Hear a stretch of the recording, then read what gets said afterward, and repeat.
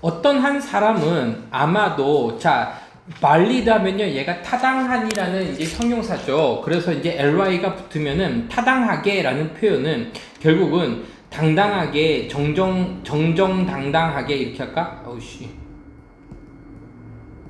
논리적으로 이 정도야.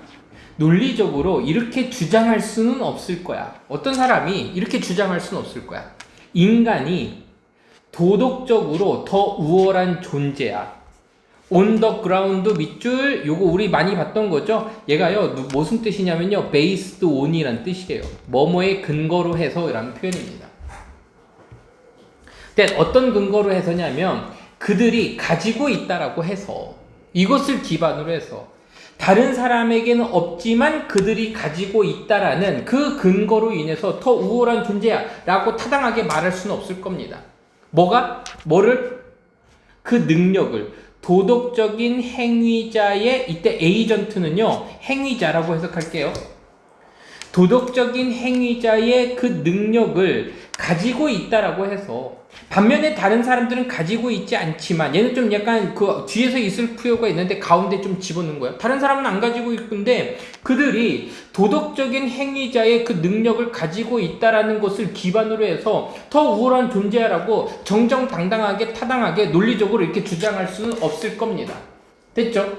자, 별거 어려운 거는 여기 없고요.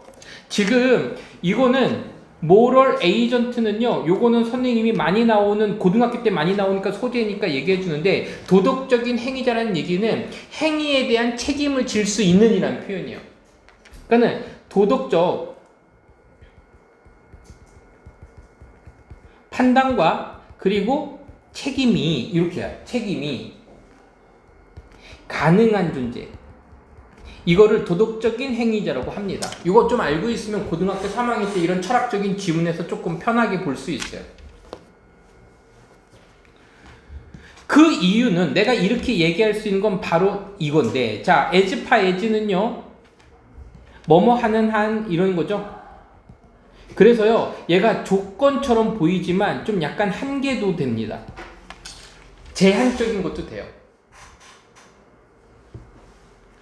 그 도덕적인 관점에 연결이 되어 있고 관련되어 있는 한, 도덕적인 관점에서만 우리가 기준에서만 생각해 보면, 오직 그 존재들은, 인간들은인데, 어떤 존재들이냐면, 그 도덕적인 행위자의 그 능력을 가지고 있는 유일한 존재는 의미 있게 이렇게 말해질 수 있는 겁니다. 뭐뭐라고 오형식이 바뀐 거죠? either, 둘가 나오겠네요. either or. 도덕적으로도 착하고 아니면 도덕적으로 나쁘다 라고 말이 되어질 수 있기 때문입니다. 자, 그러면 봐봐. 우리가 이렇게 얘기할 수 있는 이유는 뭐냐면, 뭐라고 얘기했어? 인간만이 유일한 존재야 라고 얘기할 수 있는 사람은 없어. 근데 내가 그런 말을 할 수 있는 이유는 뭐냐면, 이렇게 얘기를 못하는 이유는 뭐냐면, 오직 그 도덕적인 행위자의 그 능력을 가지고 있는 유일한 존재가 의미 있게, 도덕적인 사람이야, 아니야, 아주 도덕적으로 나쁜 사람이야 라고 들려줄 수 있기 때문입니다. 무슨 말인지 모르겠죠? 조금 더 보죠 뭐. 오직 도덕적인 행위자가요, 판단되어질 수 있습니다. 지금 아까 위에서는요, be said to be 이렇게 표현했지만 지금은 이렇게 표현한 거야. 도덕적으로 더 좋은 사람이 될 수 있고 도덕적으로 더 나쁜 사람이 될 수 있어. 다른 사람들보다. 오직. 그리고 다른 사람들이 in question, 여기서는요, 여기서 얘기하는 건 2번에 대한 부연 설명 같은데, 오직 도덕적인 행위자만이 판단되어질 수 있어. 도덕적인 책임이 따르는 사람만이 도덕적이야, 아니야, 도덕적이지 않아, 다른 사람들보다 도덕적이야, 도덕적이지 않아 라고 판단되어질 수 있어. 그리고 그 나머지 다른 사람들, 도덕적인 행위자를 판단하는 그 다른 사람들도 그 질문에서는 반드시 도덕적인 행위자여야만 해. 그러니까는 도덕적인 행위자인지 아닌지, 이 사람이 도덕적인지 도덕적이지 않은지는 도덕적인 판단이 가능하고 도덕적인 책임이 가능한 존재만이 도덕적인 판단을 내릴 수 있다는 얘기를 하고 있는 거야. 조금 어렵지만 좀 이해가 되고 있죠. 자, 도덕적인 그 우월성에 대한 그 판단은 또 나왔네요. be based on 뭐뭐에 기반을 두고 있는 거냐면 비교적인 이거죠. comparative 비교적인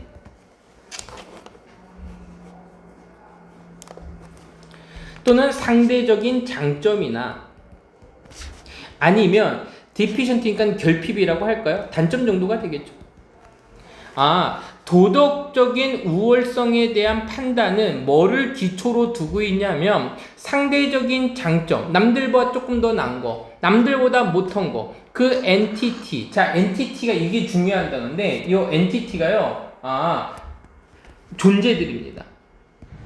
구성원들인데 being judged, 판단되어지는 그 존재들의 그 상대적인 우월감이나 상대적인 결핍에 기반을 두고 그 우월성이 판단이 되어지고 이러한 장점들과 이러한 단점들, 결핍들은 모두 도덕적인 뭡니다? 도덕적인 것들입니다.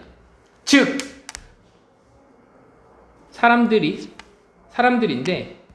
결정되는 사람들이야. 도덕적인 기준에 의해서 결정되어지는 그 것들, 이게 것들이라고 하죠. 여기서 얘기하는 건 뭐 메리트가 될 수도 있고 결핍이 될 수도 있는 거죠. 원이라고 표현한 거는요. 자, 그래서 이렇게 적자. 우월의 판단입니다. 우월의 도덕적인 우월성의 판단은 도덕적인 차원에서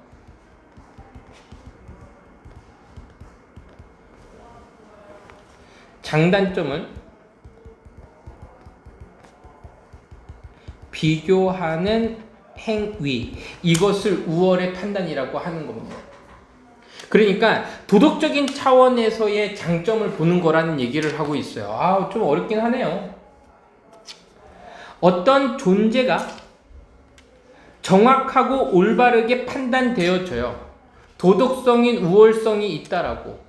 다른 사람에 대해서 superior to는요, 뭐뭐보다 더 우월한 이래서요, 이때 to는요, 뭐뭐보다라는 표현이죠. 다른 사람들보다 도덕적으로 더 우월하다고 판단되어져요. 여기 뒤에서 여기를 내모쳐야지. 요거. 이때 이 if는요, 조건입니다. 조건.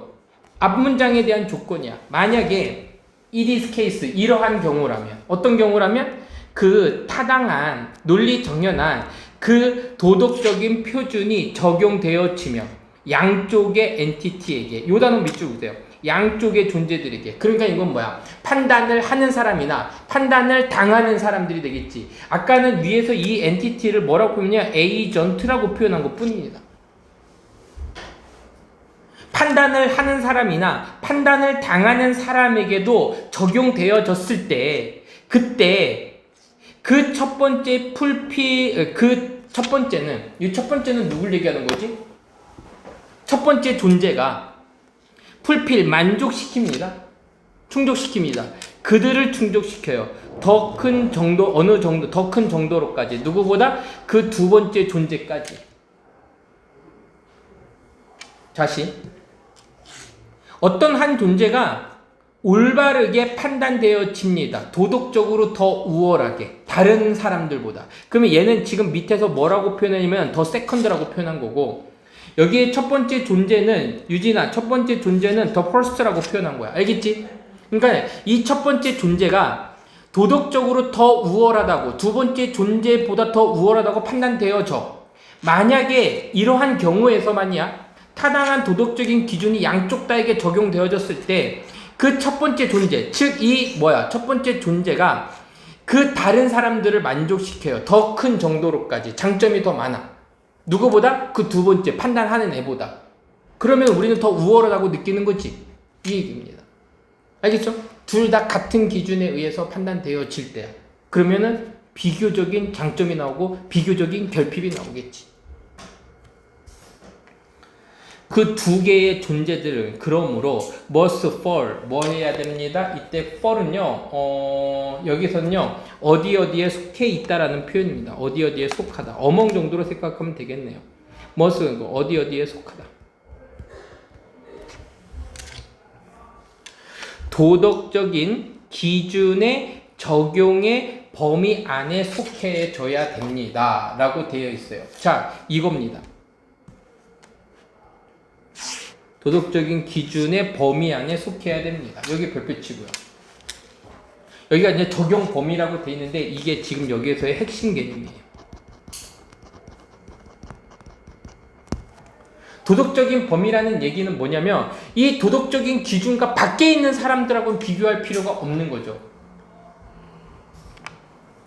이것은요, would not be the case. 이러한 경우가 될 수는 없어요. 자, 이런 경우. 이거는 아닙니다. 이거죠.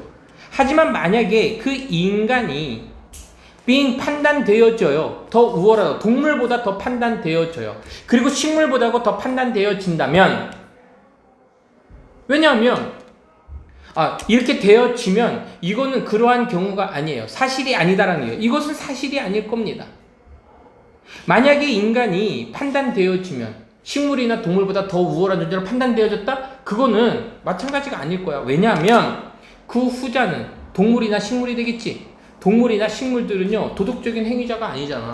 누구랑 누구를 비교해. 우리가 얘기하는 가치 판단 또는 도덕적인 기준의 판단은 도덕적인 행위를 하는 사람과 판단을 해서 더 우월하다고 하는 거지, 동물이나 식물이랑은 구별할 수 없다라고 얘기를 하고 있는 거예요. 알겠죠? 내용이 조금은 어려웠습니다. 내용이 조금 어려웠는데 여기서 이제 핵심 소재 정도만 좀 잡고 가면 될 것 같아요. 이렇게 적을게. 도덕적 우월성 판단은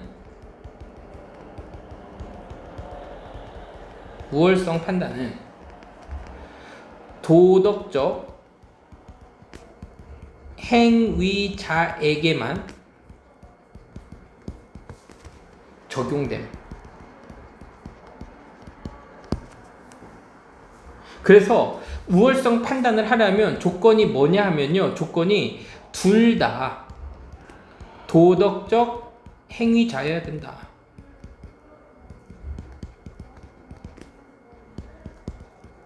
이 얘기를 하고 있고요. 여기에서 도덕적 행위자를 뭐라고 표현했냐면요, 도덕적 행위자를 에이전트라고 표현했고, 그리고 엔티티라고도 표현했습니다. 이 두 가지만 기억해 두면 보면 될 것 같습니다. 그래서 도덕적 행위자에게만 도덕적인 범위 안에서만 작동하기 때문에 인간이 동물보다도 아니면 다른 존재들보다도 도덕적으로 우월하다고 말할 수는 없을 거야. 그 맨 위에서 얘기한 전제 조건이 바로 이거였던 거죠. 알겠죠? 자, 그 정도 하고 됐고요. 34번으로 넘어갈게. 이러한 인공적인 퍼스 필러는, 퍼즈가 이제 이게 멈춤이죠. 그죠? 필러는 채우는 거거든? 그러니까는 인공적인 침묵을 메우는 것과 같은. 자, 요거는요, 잘 한번 해석해 볼 필요가 있는데, search A, S, B 하게 되면요, A와 같은 B가 아니라 B와 같은 A야. 거꾸로 가는 거야. 기계에 의해서 만들어진 서플먼트가 뭐냐면요, 보충? 여기 정도 보완들과 같은. 기계에 의해서 만들어지는 보완하는 것들과 같은 이 퍼스 필러, 인공적인 퍼스 필러들은 침묵에 대한 보완을 같은 이러한 퍼스 필러는, 자, 지금 이게 주제가 되는 거야. 이 퍼스 필러는 아마도 도와줄 건데, 뭐 하는 것을 도와줄 겁니다. 만드는 것을 도와줄 겁니다. 이때 to는요, 뭐 생략이 가능해요. 더 많은 내추럴, 자연적인 소리의 카덴스를요. 자, 카덴스가요, 얘가 음율 리듬이래요. 음율 리듬. 기계에서 만들어진 그 어떤 말의 패턴들 속에서의 자연스러운 소리 리듬을 만들어내기도 하고, 그래서 도와주는데 또 나오는 거죠. 그리고 또 도와주는데, 두 번째 도와주는 거야, 설득하는 것을 도와줍니다. 그 AI의 인간의 인터럭터스. 자, 인터럭터스는요, 대화 상대를 얘기하는 거예요. AI 인간의 대의 상황을 뭐로 설득시키고 뭐로 확신시키냐면, 그들이 engaged with 하고 있다라고. 자, engaged with 하면요, 뭐뭐한 교류하다, 대화죠. 또 다른 인간과 대화를 하고 있다라고 확신시키는 것을 도와줍니다. 무슨 말인지는 대충 모르겠지만 어떤 이 퍼스필레라는 얘기는 중간에 좀 멈추는 거야. 중간에 약간의 멈춤을 이렇게 채워주는 기계적인 요소가 있는데 그게 더 많은 어떤 자연스러운 소리의 리듬으로 만들어주는 거고, 그리고 그거를 통해서 사람들이 뭐를 하는 거야? 다른 인간과 이야기를 하고 있다라고 설득한다라는 얘기는 오히려 지금 뭐냐면은 그 리듬에 자연스럽게 했죠. 대화의 리듬을 자연스럽게 하는 거는, 그리고 인간과 같은 상호작용으로 설득한다. 그러니까 상호작용을 느끼도록 만들어주는 거예요. 첫 번째 문제에서 지금 이거는 뭐냐면 자연스러움이 좀 그 중간에 기계에 의해서 만들어져서 그 어떤 침묵하는 AI가 작동 중에 약간의 침묵 있잖아. 그거를 어떤 대화문이 이렇게 나오면은 진짜 이 사람이 봤었을 때 인간하고 대화하는 것처럼 느껴진다는 얘기야. 한번 볼게요. 기계에 의해서 만들어진 그 침묵을 위해서, 침묵의 보완을 위해서 기계에 의해서 만들어진 침묵의 보완처럼 이 인공적인 멈춤을 채우는 이런 것들도 아마도 좀 더 자연스러운 소리의 리듬, 그러니까는 말소리가 자연스럽게 나오는 것을 도와줄 뿐만 아니라 또한 그리고 이것은 AI의 인간의 대화 상대가 그들이 진짜 또 다른 인간하고 대화하고 있다는 것처럼 느끼도록 확신시켜주는 것을 도와줍니다. 이 정도로 지금 해석을 했어요. 자, 두 번 찍어볼게요. 그래서 AI의 그 인간성이라고 할까요? 인간다움이라고 할까요? 인간다움은 그 침묵의 인간다움은, 침묵에 있는 그 인간다움은 나타납니다. 어디에서 나타나냐면요, 이러한 맥락에서 나타납니다.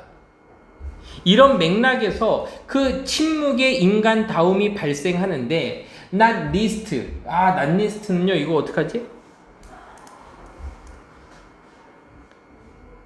특히 아주 짧게 나타납니다. 이렇게 할까? 이건 일단 내비둬 볼게. 왜냐하면 그 침묵의 아주 짧은 그 기간이 is likely to 뭐뭐인 것 같다? be interpreted 해석되는 것처럼 보여요. 뭐로서 해석되는 것처럼, 뭐처럼 해석되는 것처럼, 생각을 위해서 멈추는 것처럼.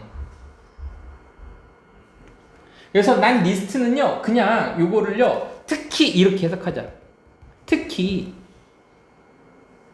이러한 맥락에서 인간다움의, 침묵의 인간다움, 약간의 침묵이 있으면 인간다움처럼 느껴지는데, 특히 왜냐하면 이 짧은 기간에 침묵의 아주 짧은 기간이 아마도 뭐뭐할 가능성이 커, 해석될 가능성이 커. 생각을 위해서 멈추고 있구나 라고 생각될 가능성이 커요. 그래서 강화시킵니다. 콤마 동그라미 ing, 그리고 강화시켜요. 그 착각을 강화시킵니다. 그 착각은 어떤 착각일까? 기계가 생각하고 있구나. 뭐뭐 하기 전에, 반응하기 전에, 누구처럼? 인간이 하는 것처럼. 인간이 하는 것처럼 기계가 반응하고 있구나, 생각하기 위해서 이렇게 짧은 멈춤을 가지고 있구나라고 우리가 착각하게 한 거야. 그래서 우리는 이거를 이렇게 생각할 수 있는 거지. 하지만 여기 나오죠. 하지만 그 기술적인 이슈는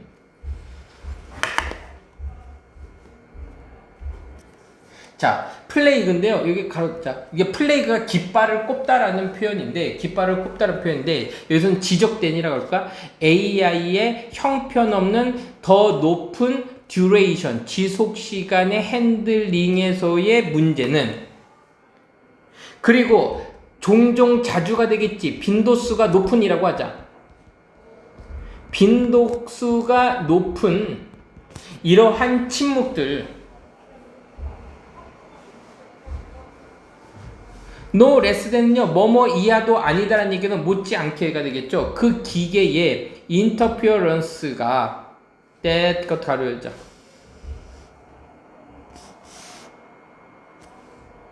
자, 가볼게요. 하지만 주어가 두 개였었어요. 이 기술적인 문제들, 그리고 기계의 추론, 요게요 첫 번째 주어, 얘가 두 번째 주어고요. 그 다음에 둘 다 중요하다, 얘가 이제 동사 부분이 되는 거야. 지금 이렇게 밑줄 근 것만 이렇게 볼게. 자, 가볼게요.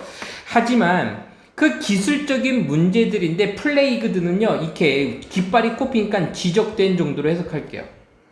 AI의 형편없는 처리라고 할게요. 처리 안에서 지적된 거야. 자, 더 높은 디레이션을요 선생님이 지속성이라고 하는데 그냥 이거는요 더 긴이라고 해석해 주자고. 아까는 위에서 뭐라 그랬어요? 약간의 짧은 것들은 기계가 생각하는 것처럼 느껴지는 거지. 얘가 약간의 짧은 침묵이 있었고 얘가 생각하고 있네라고 해서 자연스러움을 받아들였는데, 지금은 이제 뭔가요 좀 길어. 그리고 그 침묵이 또 잦아. 더 빈도수가 없던 침묵. 이런 거에서 기술적인 문제들 때문에 그런 거야. 그리고 이거 못지않게 기계의 추론 능력인데, 어떤 추론이냐면 그 침묵이 채울 수 있다라는 그 추론이야. 그 관련된 소리들을요, in some conversational 대화 속에서, 그러니까 우리가 대화하는 그러한 상황에서 관련된 소리들로 채워질 수 있다는 그 기계의 추론들은 둘 다 중요하긴 합니다. 그러니까 더 긴 그리고 잦은 이러한 그 침묵이나, 이게 첫 번째 거였고, 두 번째 뭐였었냐면 침묵은 소리로 채워도 된다라는 기계적 추론이죠. 기계의 추론이죠. 이 둘 다 중요한 건 마찬가지야. 중요해요. 적어도 이런 내용의 맥락, 적어도 이러한 맥락에서 적어도 AI는 아마도 시작하고 있을지도 몰라. 그 recognize니까 인식하는 것을 시작하고 있을지 몰라. 그 침묵을, 자, 여기 보세요. 침묵을 인식하는데 as 이거로서요. 부재로서 인식하는 것이 아니고 나대의 법비군이지. 뭐로서 인식하는 거야? 의미 있는 데이터로다가 인식하기 시작했을 수도 있어. 그러니까 침묵이 그냥 단순히 비어있는 구간이 아니라 의미 있는 데이터라는 얘기는 내가 뭔가 해석할 신호로다가 보이기 시작한다는 거야.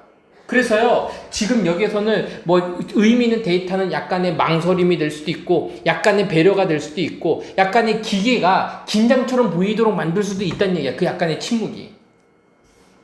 하지만 그 AI의 그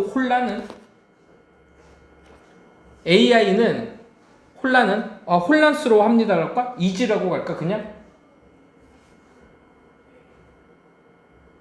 AI의 혼란은 언제 혼란스러운 거야? 제시되어졌을 때. 서브스테이션을 상당한 침묵으로 표현되어졌을 때. 그러니까 내가 대화를 안 하고 상당히 긴 기간 동안 있으면 얘가 지금 혼란스러운 거죠. 상당히 긴 침묵이 얘가 주어지면, 그래서요, 이렇게 주어지면, 제시되어지면 주어지면으로 하자. 좀 쉽게. 상당한 침묵, 내가 대화하고 있는데 내가 좀 조용히 있어. 상당히 긴 시간 동안 있을 때 AI의 혼란스러움과, 그리고 이것의 이해는 어떤 이해? 짧은 브레이크 태그인데요. 이게 뭐 휴지 태그라고 하는 건데, 뭐 예를 들면요, 똑같은 거, the vocal market search, 이런 것들, 이런 단어들 있잖아요. 의성어 같은 거. 이런 것과 같은 보컬 마커들. 이때 마커는요, 뭐 표시 정도로 보면 될 것 같거든요. 특징들. 그래서 음성 표시하고 동급인 것으로 이해는 이렇게 가자. 지시하고 가리킵니다. AI의 계속되는 프리퍼런스, 선호를 지시하고 있습니다. 뭐에 대해서? 소리. 침묵보다는 소리에 대한 선호도를 가리키고 있습니다. 그리고 부재보다는 존재. 부재보다는 존재를 선호하고 침묵보다는 소리를 선호하고 있음을 보여줍니다. 그러니까 상당히 이거야. 지금 상반된 얘기가 나온 거야. 내가 긴 저기를 주잖아? 휴식 시간을 주잖아? 내가 말을 안 해. 그럼 얘네들은요, 혼란스러워해. 이거를 보고 또 두 번째, 짧은 휴식을 줘. 이런 걸 줘. 그러면 얘네들은요, 이것에 대한 이해를 해. 그러면 이 두 가지를 봤었을 때, AI는 뭐를 보여주면 선호가 있어. 뭐보다는? 침묵보다는 소리를 좋아하고, 그리고 결여보다는 존재를 좋아한다라는 얘기를 해주고 있습니다. 그래서 결국은 이렇게 요 마지막 문장은 이렇게 한번 좀 이해해 볼게. AI는 아직까지는 침묵이 갖는 의미를 충분히 이해 못함. 여기 선호한다 그랬잖아. 여기서는 침묵보다는 소리를 좋아하고 부재보다는 존재를 좋아한다는 얘기는 인간이 대화할 때 침묵이 갖는 이해를 충분히 이해하지 못해. 그래서 얘가 혼란스러워 한다는 거야. 우리는 침묵이 가지는 의미는 아까 위에서 얘기했었던 뭐 배려라든지 아니면은 긴장이라든지 아니면은 깊은 사고라든지 뭐 등등등등 우리가 이제 조용할 때 좀 갖는 게 있잖아. 예를 들면은 이거야. 그래서 AI는요 약간의 침묵, 이런 것들을 더 선호하고 그리고 이제 소리가 나야지 좀 안정적으로 돌아가고 그게 최선이라고 생각한다 그런 얘기를 해주고 있어요. 자. 이렇게 적게 인공적인 멈춤을 채우는 말들. 자, 인공적인 멈춤을 채우는 말들을 여기서 이거 파워스필러라고 얘기한 거야. 파워스필러들은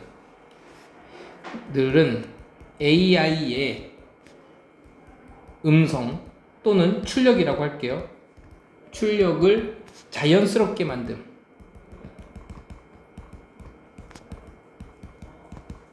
그러니까 멈춤을 채우는 말은요, 우리가 말 중간중간에 막 이렇게 얘기하는 것들을 얘기하는 게 AI의 어떤 출력이나 이런 것들을 자연스럽게 만들어. 왜냐하면 이런 어떤 짧은 멈춤은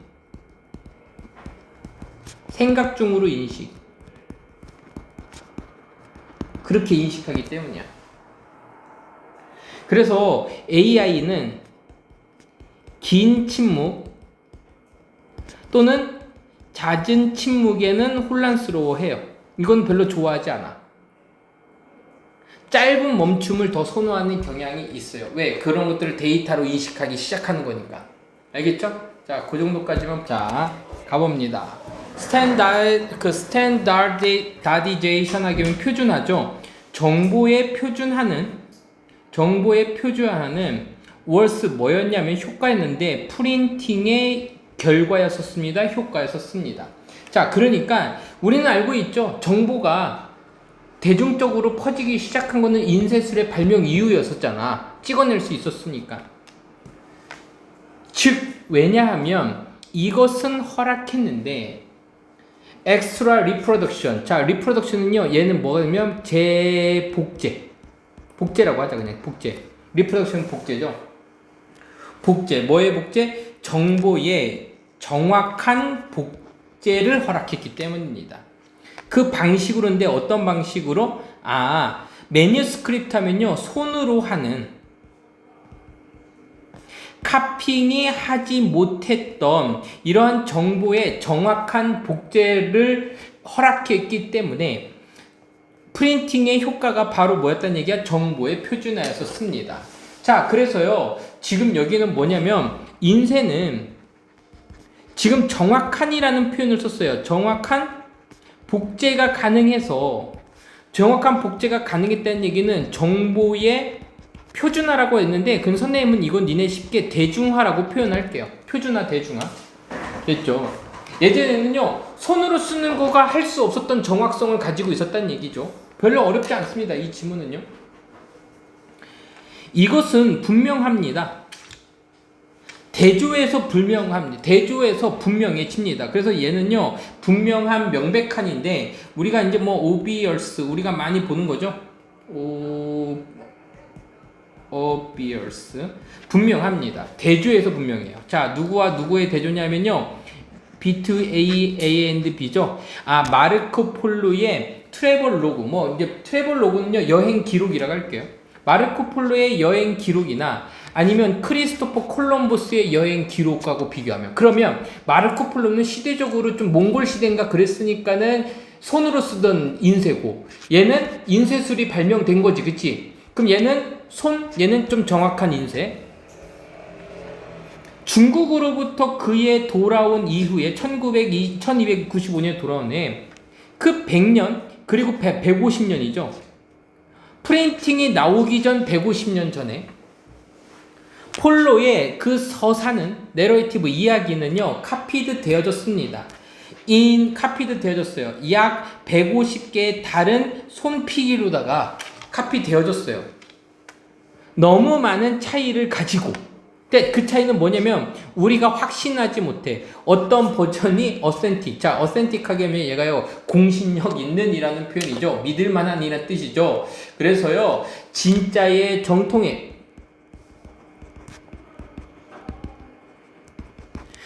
어떤 버전이 정통인지를 확신하지 못하는 너무 많은 차이를 가져요. 아 잠깐만, 이렇게 가지 말자. 소대꾸문이네. 너무 많은 차이점이 있어서 그래서 우리가요 어느 것이 진짜인지 확신하지 못합니다. 소대꾸문으로 가자. 그러니까 어떤 필사의 단점이 나온 거죠. 반면에 거기에는 유일한 한 가지 버전이 있어요. 크리스토퍼 콜럼버스의 편지들의 한 가지 버전만이 있어요. 그의 탐험에 대한, 캐리비안의 1490년도에. 왜냐하면 그들은 고정되어졌거든요. 프린트로 된 형태로다가 고정이 되어 있었거든요. 그리고 널리 분배되어졌거든요. At the time, 그들이 쓰여졌던 그 시대에 널리 분배되어지는 단 하나의 판만 있었기 때문에, 그래서 그들은 고정되어 있었어요. 널리 퍼졌습니다. 여기에서의 핵심적인 단어는요 픽스드예요. 그들이 고정되어 있었어요. 고정돼서 널리 배포도 되어졌어요. 그들이 쓰여졌던 시기에. 그러니까는 뭐가 정확하냐 이게 아니라 그냥 이게 다 똑같았다라는 얘기를 하고 있죠. 그래서 이 정도로 할게요. 그 정확성의 그 확실함은 그 방법인데, 어떤 방법이냐면 프린팅이, 인쇄가 뭐였다? 개선이었다. Over the old oral manuscript. oral은요 입으로 하는, 그리고 manuscript culture. 그러니까 구전에, 그리고 필사에, 문화를 넘어선 개선, 그리고 발전이었다 라는 그 방식이었었습니다. 한 가지 쭉 있었습니다. 그래서 정확성이 보장된다라는 그 어떤 확신이, 확신이 프린팅이 개선되고 발전된 걸 보여주고 있는 거예요. 알겠죠? 그래서 인쇄술이 개선됐다? 그럼 정보의 정확성, 확실성으로 나타난다. 이런 얘기였었어요. 이거는 진짜 쉽죠, 그죠? 이런 것만 좀 나왔으면 좋겠네요. 자, 요거의 제목만 적어볼게요. 인쇄술의 등장, 땡땡, 정보의 표준화, 아까 메뉴에서 얘기했던 거고, 그리고 정확성, 여기까지죠.